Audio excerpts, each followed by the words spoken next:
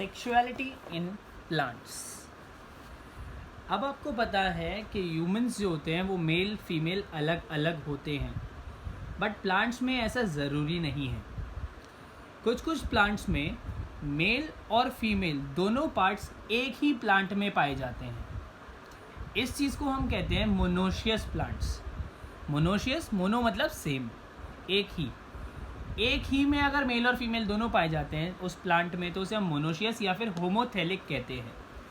इसके एग्जाम्पल्स हो सकते हैं चारा, कोकोनट और कुकुरबिता। इसे कैरा बोलते हैं, चारा लिख दो कोई बात नहीं।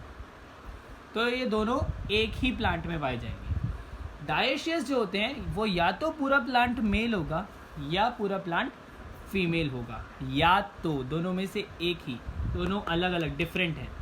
इसे हम हेटेरोथेलिक कहते हैं। और इसका एग्जांपल मर्केंशिया या डेट पाम है। डेट पाम वो ये खजूर, ओके, तो वो डायोशियस होता है जिसमें या तो मेल या फीमेल। मोनोशियस में दोनों मेल फीमेल एक साथ। फ्लावर्स की बात करें तो जिस फ्लावर के अंदर, अब प्लांट अलग चीज़ होती है, प्लांट में अलग अलग फ्लावर्स भी हो सकते हैं। जिस फ्लावर के अंदर मेल और फीमेल दोनों हो से अब बायसेक्सुअल कहते हैं। एग्जाम्पल चाइना रोज, मस्टर्ड और पी। जिस प्लांट फ्लावर के अंदर मेल अलग फ्लावर होता है, फीमेल अलग फ्लावर होता है, उसे हम यूनिसेक्सुअल कहते हैं। इसका example rice, wheat, watermelon, papaya, ये सब है। इसका फ्लावर मेल अलग होता है, फीमेल अलग होता है। जो मेल वाला पार्ट होता है फ्लावर का, या मेल फ्लावर को हम कहते हैं स्टेमिनेट, क्योंकि इसमें सिर्फ स्टेमन होता है। और दूसरे वाले को हम कहते हैं पिस्टिलेट, क्योंकि इसमें सिर्फ पिस्टिल होता है, फीमेल पार्ट। कॉन्टिन्यूस ब्रीडर्स वो होते हैं, एनिमल्स की बात हो रही है यहाँ पे, जो कि पूरे साल लगातार बिना किसी प्रॉब्लम के रिप्रोड्यूस कर सकते हैं। जैसे कि ह्यूमंस जो है वो कॉन्टिन्यूस ब्रीडर्स होते हैं। हमारे लिए कोई सीजन्स नहीं होते, तो जो रिप्रोड्यूस कर सकते हैं थ्रू आउट द ईयर, किसी भी टाइम रिप्रोड्यूस कर सकते हैं। इसलिए सबके बर्थडे अलग अलग टाइम पे आते हैं पूरे साल। बट दूसरी साइड होते हैं सीजनल ब्रीडर्स। ये जानवर वो तरीके के होते हैं जो पर्टिकुलर सीज़न में ही ब्रीडिंग करते हैं। जिनके पास डॉग्स हैं उन्हें पता होगा कि एक पर्टिकुलर सीज़न होता है जो डॉग की ब्रीडिंग का होता है, तो इन्हें हम सीजनल ब्रीडर्स कह सकते हैं कि पर्टिकुलर सीजन में ही ब्रीडिंग करते हैं। एग्जांपल है डॉग्स या फिर बर्ड्स। अब दो टाइप की साइक्लिक चेंजेस होती हैं, एक होती है एस्ट्रस साइकिल और दूसरी होती है मेंस्ट्रुअल साइकिल। एस्ट्रस साइकिल जो होती है वो नॉन प्राइमेट्स में होती है। प्राइमेट्स जो होते हैं वो आपके एप्स और ह्यूमंस होते हैं, जो नॉन प्राइमेट्स में होती है। एग्जाम्पल है इसका डॉग्स, काउज या रैट्स। इस पीरियड को हीट पीरियड कहते हैं। ये इसी टाइम पे रिप्रोड्यूस कर सकते हैं और इसमें फीमेल्स में सेक्सुअल अर्ज बहुत ज़्यादा होती है एस्ट्रस साइकिल में। ब्लीडिंग नहीं होती फीमेल्स में एस्ट्रस साइकिल में, बट मेंस्ट्रुअल साइकिल में कोई ऐसे हीट पीरियड नहीं है, सेक्सुअल अर्ज ज़्यादा नहीं होती और ब्लीडिंग होती है, ये पर मंथ होती है। तो एस्ट्रस साइकिल और मेंस्ट्रुअल साइकिल में डिफरेंस आ सकता है आपका। इसके अलावा एक एग्जाम्पल आप लोगों को दे रखा है स्ट्रोबिलैंथस कुंथियाना, नील कुरंजी का। ये पेड़ जो होते हैं ये बहुत ही ब्यूटीफुल होते हैं और ये पर्पलिश ब्लूइश कलर के होते हैं, ठीक है। ये हर 12 साल में एक बार फ्लावरिंग करते हैं, ठीक है। ये पाए जाते हैं हमारे यहाँ कर्नाटका, केरला और तमिलनाडु के अंदर। और आपकी बुक के हिसाब से ये 2006 में लास्ट फ्लावरिंग करी थी, बट आपकी बुक इतनी पुरानी है कि अब 2018 में भी नील कुरंजी की दोबारा फ्लावरिंग हो गई है। जब इसकी फ्लावरिंग होती है तो बहुत ब्यूटीफुल होता है और पूरे के पूरे हिल्स जो एरियाज़ होते हैं वो सारे के सारे एक अलग कलर से ढक जाते हैं इसकी फ्लावरिंग की वजह से। तो ये बता रहे हैं कि 12 साल में एक बार फ्लावरिंग करते हैं, 12 साल तक फ्लावर नहीं आते इसमें। एक और एग्जांपल है बैम्बू का। बैम्बू का आप लोगों ने शूट्स ही देखे होंगे, बैम्बू के डंडे देखे होंगे, बैम्बू का फ्लावर नहीं देखे होंगे, क्योंकि बैम्बू जो है वो फ्लावरिंग करता है 50 से 100 साल में। ये क्वेश्चन टिक मार्क में आता है कि जी बैम्बू कितने साल में कौन सा प्लांट है जो कि 50 से 100 ईयर्स में फ्लावरिंग करेगा, तो उसका एग्जाम्पल होता है बैम्बू। तो जैसा कि हम लोगों को पता है कि सेक्सुअल रिप्रोडक्शन में सबसे ज़्यादा इम्पॉर्टेंट, जो हद से ज़्यादा इम्पॉर्टेंट पॉइंट है वो होता है आपका फर्टिलाइजेशन। सेक्सुअल रिप्रोडक्शन होती ही इसलिए है क्योंकि फर्टिलाइजेशन होती है। फर्टिलाइजेशन मतलब मेल और फीमेल गैमेट का एक साथ फ्यूज़ करना। तो इवेंट्स ऑफ सेक्सुअल रिप्रोडक्शन को हमने 3 हिस्सों में बांट दिया है। सबसे पहला फर्टिलाइजेशन से पहले, जिसे हम प्री फर्टिलाइजेशन कहते हैं, फिर फर्टिलाइजेशन, और फिर फर्टिलाइजेशन के बाद जिसे हम पोस्ट फर्टिलाइजेशन कहते हैं। तो प्री फर्टिलाइजेशन में 2 मेन बेसिक स्टेप्स होते हैं जो कि चाहे वो प्लांट्स हो चाहे एनिमल्स हो, सब में होते हैं। एक होता है गैमीटोजेनेसिस और दूसरा होता है गैमीट ट्रांसफ़र। गैमीटोजेनेसिस को अगर मैं शॉर्ट में बताना चाहूँ तो gametogenesis is the formation of gametes, gametes बनेंगे, मेल और फीमेल बनेंगे तभी तो गैमीट्स बनेंगे, तभी तो आगे होगा। और फिर गैमीट ट्रांसफर, इसमें क्या होगा, मेल गैमीट को फीमेल गैमीट तक पहुंचाना होगा। जब पहुंच जाएगा तो वो फ्यूज़ होकर फर्टिलाइज करेगा, फर्टिलाइज करने के बाद पोस्ट फर्टिलाइजेशन इवेंट में वो बनेगा जाइगोट, और जाइगोट के बाद आगे डेवलप होकर वो बनता है embryo. Embryogenesis is formation of embryo. Gametogenesis, जैसा कि मैंने आप लोगों को बताया, gametogenesis is the formation of gametes. और याद रखेंगे एक बात कि गैमीट्स हमेशा, चाहे वो हैप्लॉइड ऑर्गेनिज्म हो या डाइप्लॉइड हो, गैमीट्स हमेशा एन रहते हैं, मतलब हैप्लॉइड रहते हैं।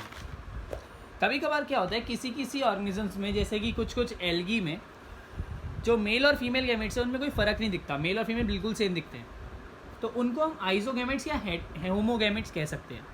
बट ज़्यादातर ऑर्गेनिजम्स में, जैसे कि ह्यूमंस में, स्पर्म और एग अलग अलग दिखते हैं, अलग अलग, you can differentiate between them, तो उसे हम हेटेरोगैमेट्स कह सकते हैं।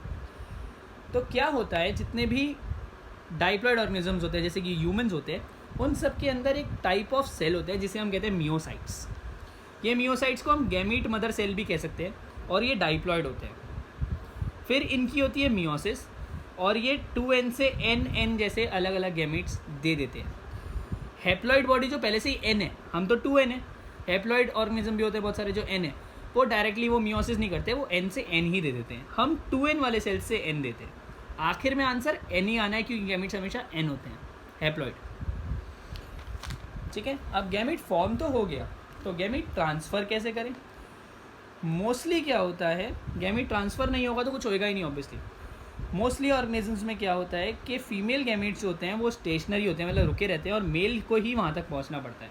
ह्यूमंस में भी ऐसे ही होता है, मेल स्पर्म्स जाते हैं एग तक, एग नहीं आता स्पर्म तक। ठीक है, तो मेल ज़्यादातर मोटाइल होते हैं और फीमेल ज़्यादातर क्या होते हैं, आपके स्टेशनरी होते हैं। बट अलग अलग मीडियम्स भी हैं। कभी कभार क्या होता है कि दोनों में से कोई भी मोटाइल नहीं होता, दोनों में से कोई भी नहीं चल पाता, और पानी एक मीडियम होता है। तो फीमेल बॉडी अपने गैमीट छोड़ देती है, मेल बॉडी अपने छोड़ देती है, और पानी के अंदर दोनों तैरते तैरते तैरते एक साथ मिल जाते हैं। इसमें क्या होता है, ज़्यादातर दोनों इमोटाइल थे, बट पानी वहाँ तक ले गया उसे। तो इसमें लार्ज नंबर ऑफ गैमीट्स बनाने पड़ते हैं, क्योंकि ज़रूरी थोड़ी है कि सारे के सारे जाके मिल जाएँ। तो जब ये पानी वाला मीडियम होता है तो इसमें लार्ज नंबर ऑफ गैमीट्स बनते हैं। इसके अलावा बहुत बार पॉलिनेशन कराने के लिए, आप लोगों को पता है पॉलिनेशन क्या होता है, आपके मेल पोलन्स को आपके एंथर से लेके जाना है स्टिग्मा तक। तो ये कौन लेके जाता है, अलग अलग पॉलिनेटर्स लेके जाते हैं, और वहाँ से पॉलिनेशन हो पाती है, और फिर वो पूरी एक मतलब प्रोसेस है अलग से वो होती है। तो एट दी एंड आपको गैमीट फॉर्मेशन के बाद गैमीट को ट्रांसफ़र करना भी एक इम्पॉर्टेंट चीज़ है। फर्टिलाइजेशन, फर्टिलाइजेशन को हम बोल सकते हैं सिंगैमी भी एक बोलते हैं, फर्टिलाइजेशन को दूसरी तरह से सिंगैमी भी बोल सकते हैं। इसमें क्या होता है, फ्यूजन ऑफ गैमीट्स होते हैं और फिर जाइगोट बनता है। गैमीट हमने फॉर्म कर लिए, गैमीट ट्रांसफ़र कर लिए, और अब हम फ्यूज़ करा रहे हैं। फर्टिलाइजेशन दो प्रकार से हो सकता है, एक्सटर्नल फर्टिलाइजेशन और इंटरनल फर्टिलाइजेशन। एक्सटर्नल फर्टिलाइजेशन जो होता है वो आउटसाइड द बॉडी होता है, ज़्यादातर वाटर, मतलब बॉडी के बाहर ही फर्टिलाइज कर जाएगा, स्पर्म और एक दोनों बाहर होंगे और वो मिलेंगे और वहीं के वहीं जाइगोट बन जाएगा। इंटरनल फर्टिलाइजेशन होता है जो इनसाइड द बॉडी होता है, स्पर्म को फीमेल बॉडी के अंदर डाला और फिर वहाँ पे फर्टिलाइजेशन हुआ। एक्सटर्नल फर्टिलाइजेशन एक्वेटिक ऑर्गेनिजम्स में ज़्यादातर होता है, एल्गी और फिश वगैरह में। इंटरनल फर्टिलाइजेशन टेरेस्ट्रियल ऑर्गेनिजम्स जो कि धरती पे रहते हैं उनके अंदर ज़्यादा होता है। एक्सटर्नल फर्टिलाइजेशन में लार्ज नंबर ऑफ गैमेट्स बनते हैं, क्यों? क्योंकि मैंने आप लोगों को बताया पानी के अंदर मिलेंगे, ऐसा बहुत ज़रूरी नहीं है कि सब मिल पाएँ। तो अगर बहुत सारे प्रोड्यूस करेंगे तब जाके थोड़े से मिल पाएंगे, और फिर और जाके कुछ बच्चे उनके हो पाएंगे, क्योंकि उन्हें मेन काम तो रिप्रोड्यूस करना है। पर इंटरनल में क्या होता है, स्पर्म तो ज़्यादा होते हैं जो मोटाइल होते हैं, जो मूवमेंट करते हैं, पर एग जो होते हैं वो कम होते हैं और नॉन मोटाइल होते हैं, वहीं के वहीं रहते हैं, वहीं रहना है, सेफ़ है, तो ज़्यादा प्रोड्यूस करने की ज़रूरत नहीं है।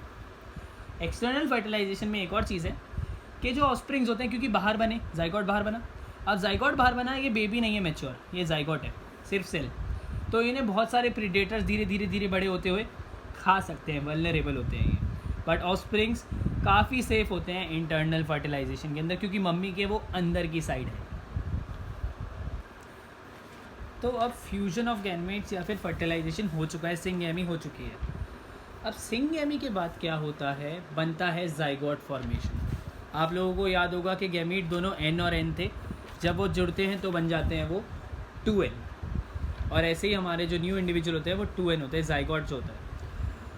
जाइगोट की डेवलपमेंट के बाद वो धीरे धीरे जब डेवलप होता है जाइगोट तो बनता है एम्ब्रियो, और इस डेवलपमेंट की प्रोसेस को हम बोलते हैं एम्ब्रियोजेनेसिस।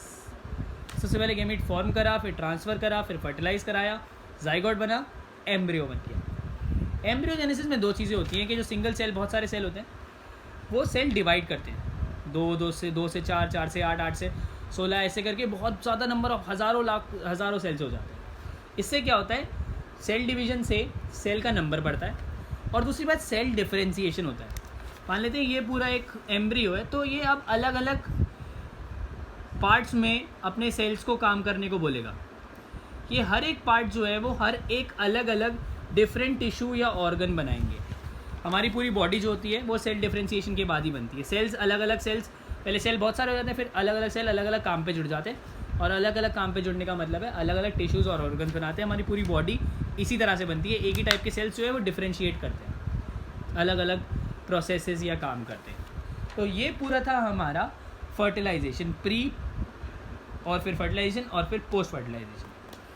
बट कुछ ऑर्गेनिज्म जो होते हैं जैसे फीमेल्स, वो बिना फर्टिलाइजेशन, बिना सेक्सुअल रिप्रोडक्शन के भी बच्चे पैदा कर लेती हैं, और इन्हें हम कहते हैं पार्थेनोजेनेसिस। एग्जाम्पल है टर्की या लिजर्ड। ये फीमेल ही डायरेक्टली एग प्रोड्यूस कर देती हैं। एग मतलब वो वाला नहीं जो स्पर्म के साथ जुड़ता है, एग मतलब अंडा, जो जाइगोट होता है, एम्ब्रियो होता है। इसमें ऑफस्प्रिंग्स बन जाते हैं विदाउट फर्टिलाइजेशन। तो ये एक प्रोसेस है जो कि बहुत सारे कुछ ऑर्गेनिजम्स में देखने को हमें मिलता है, पार्थेनोजेनेसिस। कुछ प्लांट्स भी ऐसे ही करते हैं कि फ्रूट्स बना लेते हैं विदाउट फर्टिलाइजेशन। एग्जांपल है बनाना। जितने भी सीडलेस प्लांट्स होते हैं वो सारे फ्रूट्स बना लेते हैं विदाउट फर्टिलाइजेशन, मतलब मेल फीमेल जुड़े ही नहीं, कुछ है ही नहीं मेल फीमेल, सीधा फ्रूट बन गया। ये बिल्कुल हम सेक्सुअल रिप्रोडक्शन के अंदर इसलिए रख रहे हैं, वैसे ये एसेक्सुअल हुआ क्योंकि ये बिल्कुल सेक्सुअल जैसे ही ऑर्गेनिज्म देते हैं।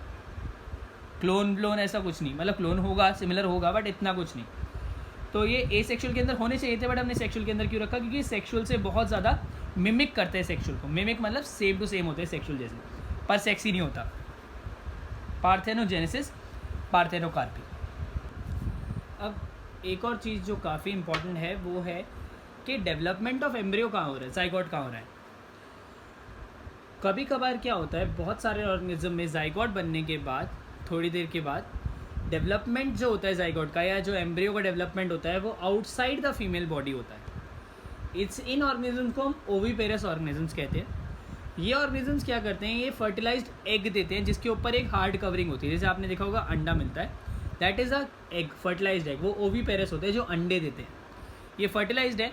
इस एग को थोड़े दिन तक हैच करते हैं, गर्मी देते हैं वो लोग, और धीरे धीरे फिर उसमें से चूज़ा निकलता है या कोई ऑर्गेनिज्म निकलते हैं।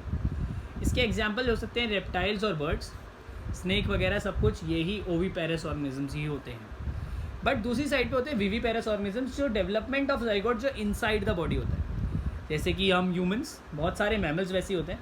इनमें यंग वंस जो होते हैं वो डायरेक्टली डिलीवर होते हैं एक पर्टिकुलर टाइम के बाद, जब वो पूरी तरह से अपने आप में जीने लायक हो जाते हैं। इसका मतलब ये नहीं है खाने कमाने लायक, जस्ट एज ए कि वो अपनी बॉडी, उनकी बॉडीली फंक्शन प्रॉपर्ली हो जाते हैं, तब वो डिलीवर करते हैं। अलग अलग इंक्यूबेशन पीरियड, उसमें हैच करना पड़ता है, इसमें हैच नहीं करना पड़ता, डायरेक्ट डिलीवरी होती है। Chances of survival viviparous organism के बच्चों के ज़्यादा होते हैं। क्यों? क्योंकि एम्ब्रियोनिक स्टेज में ये मम्मी के अंदर ही है, वेरेज ओविपेरस के अंडे हैं वो कोई भी आगे फोड़ देगा, हैच करने से पहले ही उसे मार सकते हैं। एक और टाइप के ऑर्गेनिजम्स होते हैं जिन्हें हम कहते हैं ओवोविविपेरस। ये ओवोविविपेरस ऑर्गेनिजम्स जो होते हैं वो क्या करते हैं, ये अपने बॉडी के अंदर ही एग को डिलीवर करते हैं, और एग को अंदर ही रख के उसे हैच करते हैं। होता तो एग ही है, बट अंदर ही हैच करते हैं। इससे क्या होता है, एग भी होता है बट इनसाइड द बॉडी भी है। एग्जाम्पल इसका है शार्क्स, ठीक है। ये नरिशमेंट एम्ब्रियो को अंदर ही बॉडी में से ही देते हैं। एग्जाम्पल इसका है शार्क। मेरा पेन ख़त्म हो गया था, बट एक छोटी सी दो चीज़ बची है, जो कि है एनिमल्स की बाइसेक्सुअल और यूनिसेक्सुअल एनिमल्स। यूनिसेक्सुअल एनिमल्स क्या होते हैं, वो एनिमल्स जिसमें मेल्स अलग फीमेल्स अलग, जैसे कि ह्यूमंस होते हैं। इसमें हम कॉकरोच और डॉग का एग्जांपल भी ले सकते हैं, जो यूनिसेक्सुअल एनिमल्स होते हैं। बाइसेक्सुअल एनिमल्स ऐसे होते हैं जिनमें मेल और फीमेल एक ही साथ होते हैं, और एग्जांपल इसका है अर्थवॉर्म या फिर टेपवॉर्म या फिर स्पॉन्जेस या फिर लीचेस। बाइसेक्सुअल ऑर्गेनिजम्स को हम बोलते हैं हर्माफ्रोडाइट्स। क्या बोलते हैं? हर्माफ्रोडाइट्स। हर्माफ्रोडाइट्स ये बाइसेक्सुअल ऑर्गेनिज्म है जिसमें मेल और फीमेल दोनों होते हैं। ह्यूमंस में भी हर्माफ्रोडाइट्स होते हैं जिसे हम यूनॉक्स कहते हैं, ठीक है, हिजड़े जिसे बोलते हैं हिंदी में, यूनॉक्स कहते हैं उसे, वो हर्माफ्रोडाइट्स होते हैं। उसमें मेल और फीमेल दोनों पार्टिकल्स, दोनों ऑर्गन्स होते हैं। बट फ़र्क उनमें क्या होता है और उनको हम इसके अंदर कंसिडर क्यों नहीं कर रहे? बाइसेक्सुअल में हमने हर्माफ्रोडाइट बोला और इसके अंदर अर्थवॉर्म, टेपवॉर्म बोला, बट उन्हें क्यों नहीं कंसिडर कर रहे यूनॉक्स को? वो इसीलिए क्योंकि यूनॉक्स जो होते हैं उनमें मेल और फीमेल दोनों बॉडी पार्ट तो होते हैं, हर्माफ्रोडाइट तो वो है, बट वो सेक्सुअली रिप्रोड्यूसिंग नहीं है। They can not reproduce sexually, और जो भी चीज़ें रिप्रोड्यूस सेक्सुअली कर ही नहीं सकती उनको हम इसके अंदर कंसिडर कर ही नहीं सकते। होते वो पूरे ह्यूमंस हैं, except for the fact they can not reproduce sexually, क्योंकि उनके अंदर दोनों मेल और फीमेल पार्ट्स हैं, बट दोनों के दोनों प्रॉपर्ली नहीं है, क्योंकि ह्यूमन जो होते हैं वो यूनिसेक्सुअल होने चाहिए, और ये क्या है? दोनों के दोनों पार्ट वाले।